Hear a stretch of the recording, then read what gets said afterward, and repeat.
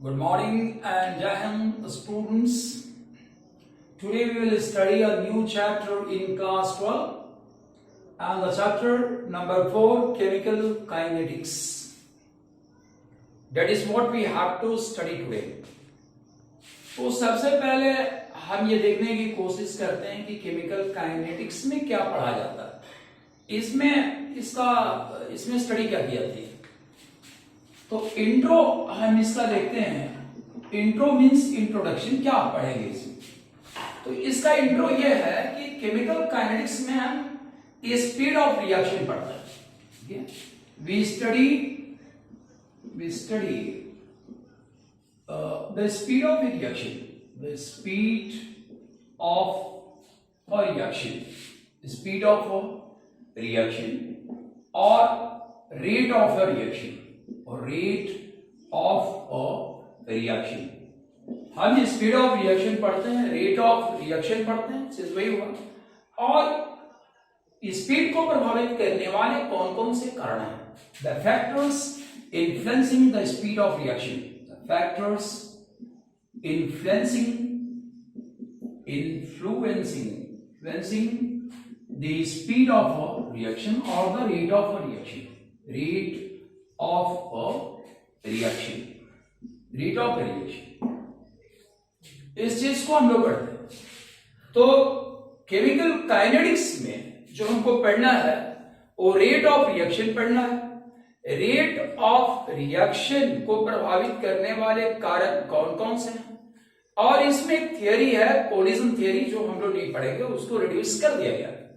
तो अब हम लोग केमिकल काइनेटिक्स को डिफाइन करने की कोशिश करेंगे। तो chemical kinetics is the branch of chemistry,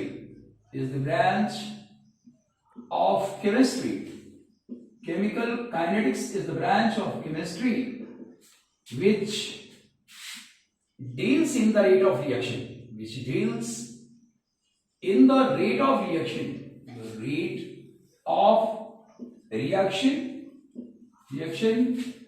and the factors influencing the rate of reaction, the factors influencing the rate of reaction, ये केमिकल काइनेटिक्स की विषय वस्तु है, सब्जेक्ट मैटर जो हमको पढ़ना है। तो केमिकल काइनेटिक्स केमिस्ट्री का वह प्रभाग है जिसमें रिएक्शन की स्पीड का अध्ययन किया जाता है, उसके रेट का अध्ययन किया जाता है, और उस रेट को प्रभावित करने वाले कौन कौन से कारक हैं उसका अध्ययन किया जाता है, और इन कारकों का प्रभाव कैसे रेट पर पड़ता है उससे जुड़ी हुई थियरी सब लोग पढ़ते हैं। जैसे कोलिजन थियरी पढ़ना है, तो कोलिजन थियरी सिलेबस से हटा दिया गया इस साल के लिए, वो हमको नहीं पढ़ना है। तो ये इसका इंट्रो है जो हमको पढ़ना है। अब हम लोग आगे इसमें पढ़ते हैं कि किस प्रकार के रिएक्शन को इसमें पढ़ा जाएगा। What kind of reactions will be studied in, what kind of reactions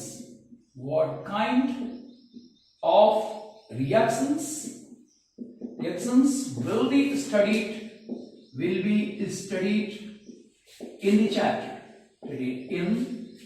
chapter, इस चैप्टर में किस प्रकार का रिएक्शन हम लोग पढ़ेंगे। तो रिएक्शन अगर कहा जाए तो दो ही प्रकार का होता है मोटा मोटी, और एक प्रकार है रिएक्शन का आपको आयोनिक रिएक्शन, और दूसरा रिएक्शन होता है आपको मॉलिक्यूलर रिएक्शन। ये दो ही रिएक्शन होते हैं, मॉलिक्यूलर रिएक्शन, ये दो रिएक्शन होते हैं। और इसमें किसको पढ़ना है, एक बात हमको याद रख लेनी है कि रिएक्टिविटी जो है चार्ज के ऊपर कैसे डिपेंड करता है। तो reactivity is directly proportional to the mode of charge। ये मोड का मतलब इसके वैल्यू पर डिपेंड करता है, पॉजिटिव नेगेटिव से कोई मतलब नहीं है, उसका क्या वैल्यू है। अब मोड ऑफ चार्ज, अगर इलेक्ट्रॉन का कंप्लीट ट्रांसफर होता है तभी आयन बनते हैं। तो आप जानते हैं कि ions are prepared only by the transfer of electrons, only by the transfer of electrons. इससे आयन बनता है। तो यहां चार्ज आपका क्या बना? अगर एक चार्ज बनता है, एक इलेक्ट्रॉन का ट्रांसफर होता है, दो इलेक्ट्रॉन का ट्रांसफर होता है, तीन का ट्रांसफर होता है, तो यहां चार्ज फुल चार्ज बन रहा है। तो आयनिक कंपाउंड्स के पास क्या होगा? आयंस हैव फुल चार्ज, इसलिए फुल चार्ज है क्योंकि ये इलेक्ट्रॉन के ट्रांसफर से बनते हैं। तो इनकी स्पीड क्या होगी? तो इनका स्पीड जो है 100% होगी। Speed of reaction is 100%। तो स्पीड ऑफ रिएक्शन 100% है। इसका मतलब क्या हो? They will take no time in completing the reaction. Ions को आप जैसे ही मिलाते हैं वैसे रिएक्शन कंप्लीट हो जाता है। तो टाइम टेकन रिएक्शन का आप देखेगा, तो time taken in completing this reaction,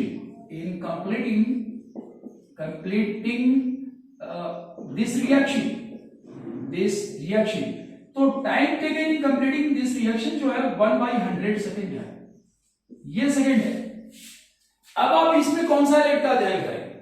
इसका स्पीड इतना ज्यादा है कि ये टाइम मेजर नहीं हो पाएगा, और जब टाइम मेजर नहीं होगा तो स्पीड इसकी मेजर नहीं की जा सकती। इसलिए हम लोग आयनिक रिएक्शंस को केमिकल काइनेटिक्स में नहीं पढ़ते। देखेंगे ionic reactions are not studied in chemical kinetics,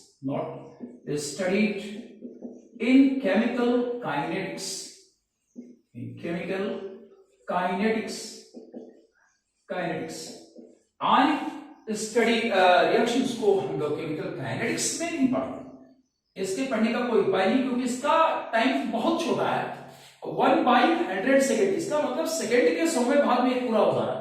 फिर इसका क्या स्पीड अप निकाल पाएंगे? तो आगे चल करके इसमें जो पढ़ाया जाता है वो पढ़ाया जाता है मॉलिक्यूलर रिएक्शंस। केवल एक ही रिएक्शन को हम लोग केमिकल काइनेटिक्स में पढ़ते हैं, उसको ध्यान में रखना है हमको। और वो रिएक्शन जो केमिकल काइनेटिक्स में पढ़ी जाती है वो सिर्फ और सिर्फ मॉलिक्यूलर रिएक्शंस है। इन chemical kinetics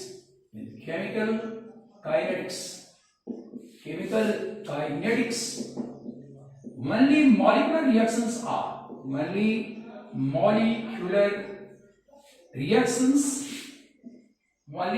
reactions are studied. अब ये मॉलिक्यूलर रिएक्शंस ही क्यों पढ़ते हैं? कारण ये है कि they are slow reactions,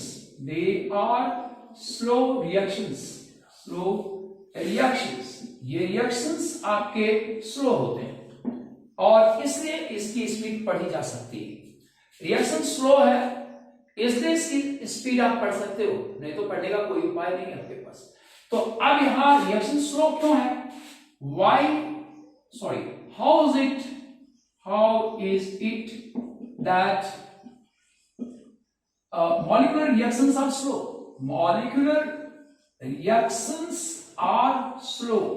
Molecular reactions slow होते हैं, इसका क्या कारण है? इसके कारण को हम लोग जानने का प्रयास करेंगे कि रिएक्शन स्लो क्यों होता है।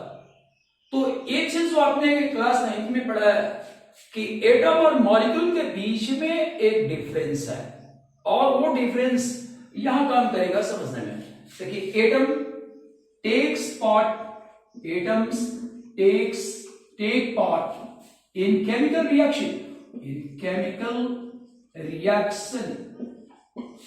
whereas molecule don't take part, whereas molecules don't partake in reaction। अब ये जो आपने क्लास 9 में पढ़ा कि एटम रिएक्शन में भाग लेता है लेकिन मॉलिक्यूल रिएक्शन में भाग नहीं लेता, और हम कौन सा रिएक्शन पढ़ने जा रहे हैं? यहां मॉलिक्यूलर रिएक्शन पढ़ने जा रहे हैं। तो मॉलिक्यूलर रिएक्शन में भाग नहीं लेता तो मॉलिक्यूलर रिएक्शन चलेगा कैसे? चलने के लिए पहला स्टेप है स्टेप ऑफ रिएक्शन। आप देखेंगे स्टेप ऑफ रिएक्शन ये एक बार भी रिएक्शन नहीं होता, ऐसे कई स्टेप्स हैं। तो पहला ये स्टेप होता है cleavage of bond, cleavage of bond. सबसे पहले इसमें बॉन्ड टूटता है, बॉन्ड टूटने के बाद इसकी रिएक्टिंग स्पीसीज पैदा होती है। दूसरा बात क्या होता है, दूसरा बात जब बॉन्ड टूट गया तो ट्रांजिशन स्टेट बनता है, इसका ट्रांजिशन कॉम्प्लेक्स बनता है, ट्रांजिशन कॉम्प्लेक्स ये बनेगा। और from transition complex, from transition complex, transition complex, complex product is form, product is formed, is formed.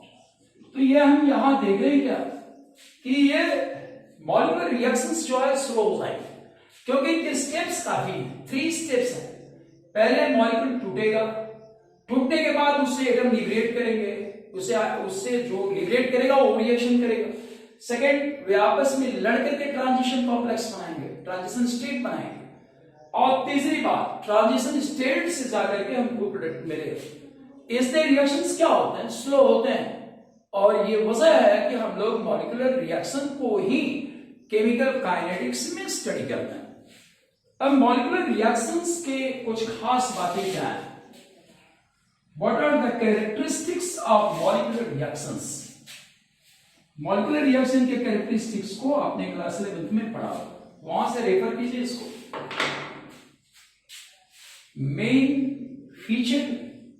Main features of molecular reactions, molecular reactions, molecular reactions के main features क्या हैं?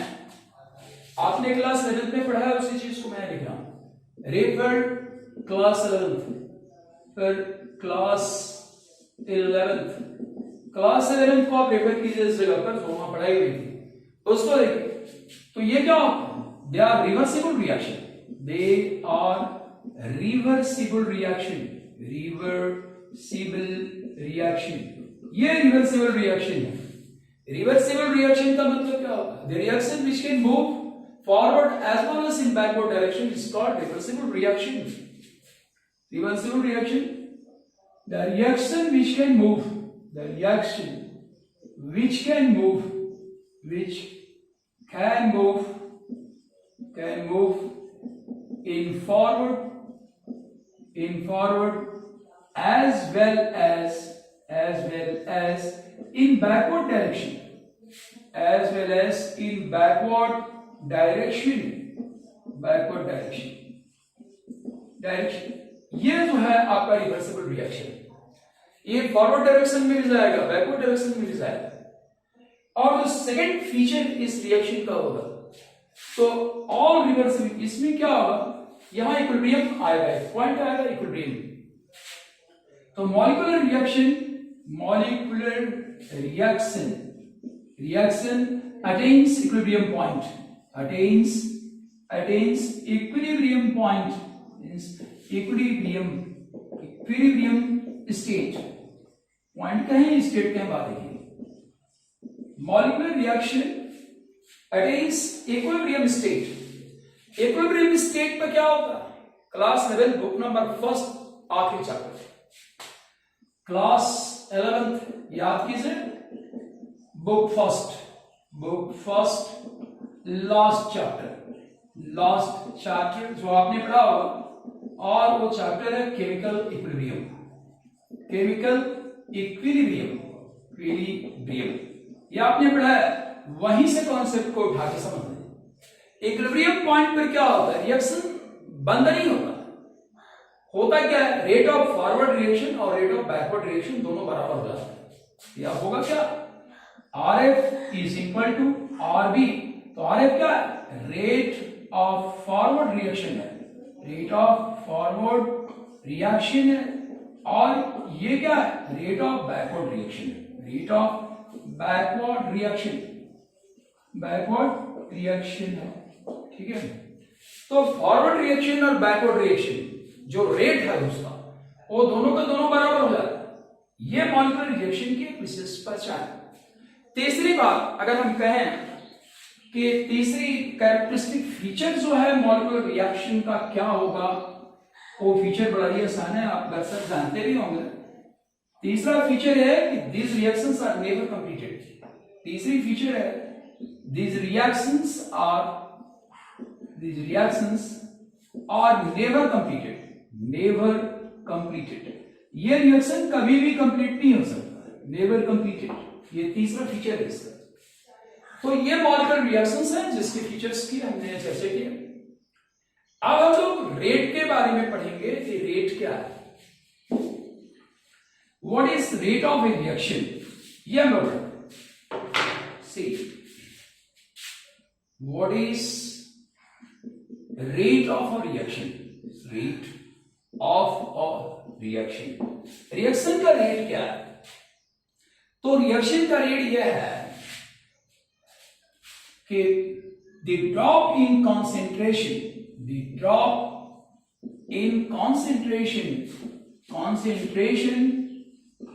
of reactant, the drop in concentration of reactant or increase in concentration of product, or increase in concentration of product, concentration of product in unit time is called rate of a reaction, is called rate of a reaction, rate of a reaction। ये rate of reaction का कि unit time में reactant का concentration कितना कम हुआ या product का concentration कितना बढ़ गया, इससे हम रेट को दिखाते हैं। यहां छोटी सी बात को चर्चा करके फिर हम लोग इसको समझने की कोशिश करेंगे। अगर वैसे हम सिंपली रेट की बात करें तो रेट की बात की जा सकती है। यहाँ जैसे आप देखिए, अगर ये रिएक्शन आपको दिया गया कि ए रिएक्ट करके बी बनाता है, तो आप इसको इस फॉर्म में नहीं लिख सकते हो, इसको रिवर्सिबल साइन देना हो। ए रिवर्सिबली रिएक्शन करके बी का फॉर्मेशन करता है, अगर ये आपको रिएक्शन दिया गया। अब आपसे रेट पूछा जा रहा है, तो रेट आप क्या लिखेंगे, रेट इसका हो जाएगा is equal to concentration of A divided by T, और यहां माइनस साइन देना हो, क्योंकि रिएक्टेंट का कॉन्सेंट्रेशन घटता है, इसलिए रेट को शो करने में माइनस यहां लगाते हैं रिएक्टेंट के लिए। इसी रेट को इस साइड से हम शो कर सकते हैं, और इस साइड से जब शो करेंगे तो rate will be equal to minus plus concentration of B divided by T, ये हमारा बनेगा। तो ये रेट है, रेट को शो करने का एक तरीका, इस तरीके से हम रेट शो करते हैं। एक्चुअल एग्जांपल्स पर भी रेट दिखाए जा सकते हैं। जैसे मान लिया हमने कोई एग्जांपल ले लिया, सपोजिंग भाई यहां देखते हैं कि S2 प्लस Cl2, सॉरी यहां रिएक्शन हम लेते हैं PCl5, तो PCl5 रिवर्सिबली ये क्या होता है, टूट करके PCl3 देता है और क्लोरीन देता है। अब इस रेट को अगर दिखाना चाहें, इसका रेट क्या हो, rate will be equal to minus concentration of PCl5 और divided by T, ठीक है। T यहाँ टाइम पीरियड है, इक्विलिब्रियम तक जाने में जो समय लगता है उसको T से इंडिकेट करता है। अगर आप रेट को इस साइड से दिखाना चाहें तो rate will be equal to, इस साइड दिखाना पॉजिटिव लेंगे तो ये हो जाएगा concentration of PCl3 divided by T। ये अगर ज्यादा प्रोडक्ट बनते हैं तो रेट को दिखाने के लिए किसी एक प्रोडक्ट को ही हम यूज करते हैं, जैसे हमने PCl3 को यूज किया है। तो इस प्रकार से अब रेट को शो करने का और मेथड क्या है, जब स्टोइकियोमेट्रिक फैक्टर्स लगे होते हैं तो रेट कैसे दिखाए जाते हैं उसको मैं दिखा रहा हूं। जैसे यहां एक रिएक्शन हम लोग लेते हैं कि ट्वाइस HI है, रिवर्सिबली ये ब्रेक करता है, हिट करने पर H2 बनाता है प्लस I2 बनाता है। इस रिएक्शन का रेट आपको दिखाना होगा, तो रेट दिखाने का क्या तरीका होगा, यहां हमने 2 लगा दिया, तो रेट इस 2 का हम क्या करेंगे ये समझना है हमको। यहां देखिए rate will be equal to what, 1/2। ये जो होता है ये फ्रैक्शन में बदलता है, फ्रैक्शन। स्टोइकियोमेट्रिक फैक्टर्स हमेशा फ्रैक्शन में जाते हैं, तो ये फ्रैक्शन में आपने डाला और यहां लगा दिया माइनस एच आई, बस आप इतने ही लिखोगे, ये 1/2 बन जाए। उस साइड से शो करना हो तो रेट को हम यहां लेते हैं और रेट को सिंपली क्या शो करेंगे, plus S2 divided by T। ठीक है, time to reach equilibrium, time taken in attaining equilibrium point, attaining equilibrium point, ये time taken in attaining equilibrium point. तो इस तरीके से हम दिखा ये रेट है और रेट को शो करने का ये तरीका है। अब हम लोग जरा सा रेट का डिफरेंशियल इक्वेशन समझने की कोशिश करें। डिफरेंशियल इक्वेशन ऑफ रेट, देखिए differential equation of rate, differential equation of rate, equation of rate of reaction, rate of reaction. पहले आप डिफरेंशियल क्वांटिटी को हम लोग जानने की कोशिश करें कि डिफरेंशियल क्वांटिटी क्या होती है। छोटी सी बात, आप जानते हो कि 2 घंटे 2.5 घंटे में प्लांट के सेल का डिवीजन हो जाता है। अब 2.5 घंटे बाद जाकर के प्लांट को मेजर किया जाए तो क्या उसमें इंक्रीमेंट मिलेगा? ये आपको पता है कि 2.5 घंटे में सेल डिवीजन होता है, कंप्लीट हो जाता है, तो प्लांट की हाइट तो बढ़ जानी चाहिए 2.5 घंटे में। लेकिन जब आप मेजर करते हो तो मेजर करने के बाद आपको कोई नया रीडिंग नहीं मिलता। क्यों? हाइट तो बढ़ गई है लेकिन मीनिंग न्यू मेजरमेंट क्यों नहीं आ रहा? इसलिए कि ऐसा कोई इंस्ट्रूमेंट आपके पास नहीं है जिससे उतनी छोटी सी हाइट को आप माप सकें। तो डिफरेंशियल क्वांटिटी क्या है, इसको हम लोग समझते हैं इस एग्जांपल से। व्हाट इज डिफरेंशियल क्वांटिटी, इसको देखिए, डिफरेंशियल क्वांटिटी क्या है ये समझ लेना, थोड़ा सा ये कैलकुलस का पार्ट है। Differential quantity is that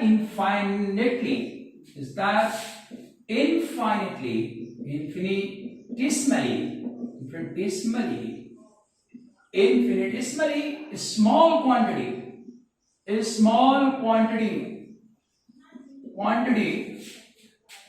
upon which limit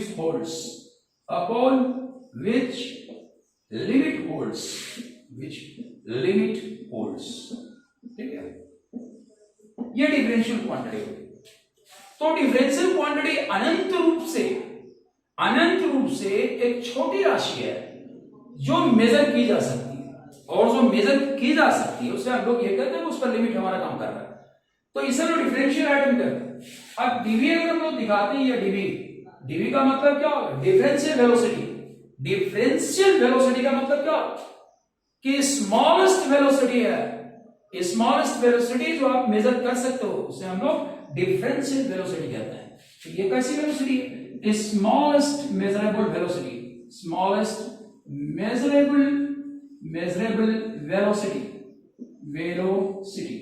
अब हम लोग डिफरेंशियल इक्वेशन को देखने की कोशिश करते हैं कि रेट ऑफ रिएक्शन का डिफरेंशियल इक्वेशन क्या करता है।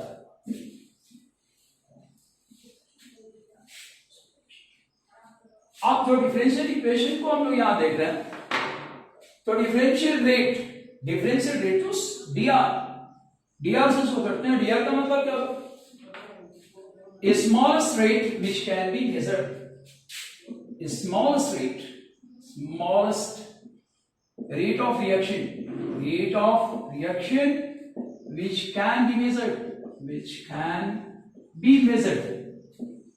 can be measured, या पर डीआर हो गया, ठीक है। अब मान लिया कि इतने समय में कितना क्वांटिटी बनता है, तो dx quantity of product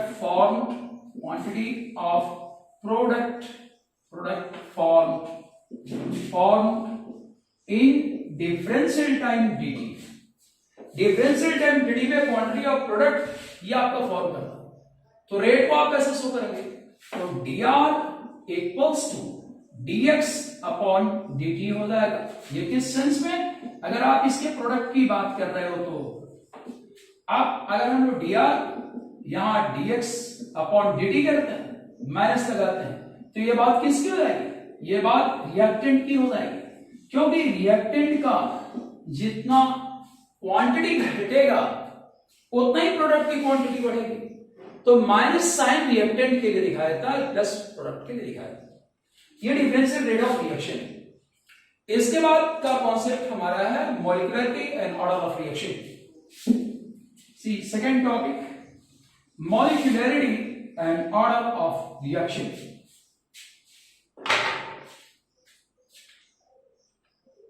Molecularity and order of reaction and order of reaction. Molecularity and order of reaction क्या है? तो इसमें सबसे पहले मोलिकुलरिटी ऑफ रिएक्शन को हम लोग पढ़ने की कोशिश कर रहे हैं। Molecularity of reaction, molecularity of और रिएक्शन की मोलिकुलरिटी क्या होगी, इसका क्या मतलब होगा? तो रिएक्शन की मोलिकुलरिटी क्या है? देखिए, the number of moles of reactant, the number of moles of reactant,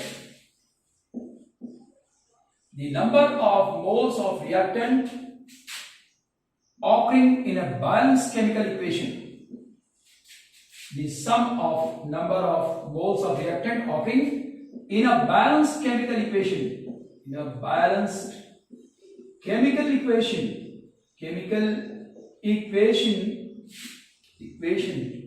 is called molecularity of a reaction. It's called molecularity of a reaction. It's called molecularity. किसी रिएक्शन को, किसी भी रिएक्शन को आप बैलेंस कर दीजिए, और बैलेंस करने में रिएक्टेंट्स के जो मोल आ रहे हैं उनको जोड़ दीजिए, वही उसकी मोलिकुलरिटी होती है। लो एग्जांपल में देखते हैं आप। तो एग्जांपल में मोलिकुलरिटी देखते हैं कि मोलिकुलरिटी कैसे निकालते हैं। ये सपोजिटली बहुत ही सिंपल एग्जांपल लेते हैं हम लोग।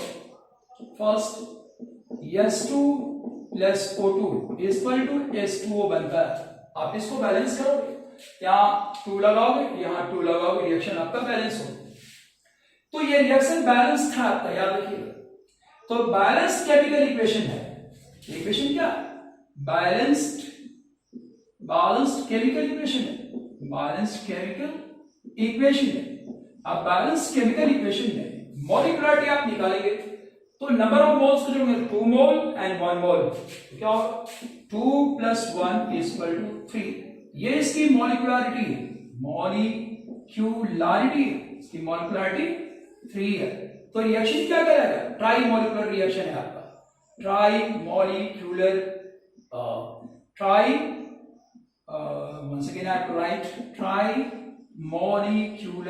रिएक्शन। ये ट्राई मॉलिक्यूलर रिएक्शन बनता है। किसी भी एग्जांपल को आप लेकर के काम कर सकते हैं। जैसे हम लोग एक और एग्जांपल लेते हैं कि KClO3 को अगर तोड़ते हैं, KClO3, अगर इसको हीट करोगे तो ये ब्रेक कर जाएगा, KCl बनाएगा प्लस 3O2 बनेगा, और यहाँ ट्वाइस KCl करते हैं, यहाँ 2 लगा दीजिए। या नंबर ऑफ मोल्स रिएक्टेंट की साइड में कितना है? रिएक्शन बैलेंस्ड है, आप इसको देखिए बैलेंस है। तो बैलेंस्ड केमिकल इक्वेशन, ये केमिकल इक्वेशन आपका बैलेंस्ड है। मॉलिक्यूलरिटी या नंबर ऑफ मोल कितना रिएक्टेंट का? 2। तो मॉलिक्यूलरिटी इस रिएक्शन का क्या होगा? Molecularity is equal to 2। अब जब मॉलिक्यूलरिटी इसकी 2 है तो किस तरह का रिएक्शन है? बाई मॉलिक्यूलर रिएक्शन है। बाई मॉलिक्यूलर रिएक्शन, ये बाई मॉलिक्यूलर रिएक्शन। तो यूनिमॉलिक्यूलर, बाईमॉलिक्यूलर, ये सब जो टर्म्स यूज किया है, इस टर्म का मतलब मॉलिक्यूलरिटी ऑफ रिएक्शन सही होगा। अब रिएक्शन आप जितना चाहे उतना लिख सकते हो, इसमें कोई बहुत बात नहीं है। जैसे आप लेते हैं कि N2 + O2 = NO2। अब इस रिएक्शन को बैलेंस अगर हमको करना हो तो यहाँ सीधे 2 लगाएंगे, और N2 यहाँ ऑलरेडी है, ऑक्सीजन 4 हो रहा है, 2 लगाते हैं, तो मॉलिक्यूलरिटी निकालते हैं इसका। मॉलिक्यूलरिटी जब इसकी निकालेंगे तो बैलेंस केमिकल इक्वेशन में नंबर ऑफ मोल्स 1 है और यहाँ 2 है, तो 1 + 2 = 3। रिएक्शन क्या होगा आपका? रिएक्शन ट्राई मॉलिक्यूलर रिएक्शन है, ट्राई मॉलिक्यूलर रिएक्शन है यहाँ। तो इस प्रकार से आज हम लोगों ने मॉलिक्यूलरिटी ऑफ द रिएक्शन को पढ़ा है, और इसी फॉर्म में हम लोग कल आगे क्लास ले चलेंगे ऑर्डर ऑफ रिएक्शन और तमाम बातों को पढ़ेंगे। इस बीच में I just want to tell you that please be sincere in studying and watching the video, and if you can, if the video is looking to be fine and understandable to you, you are getting benefit out of my efforts, then you can subscribe the video.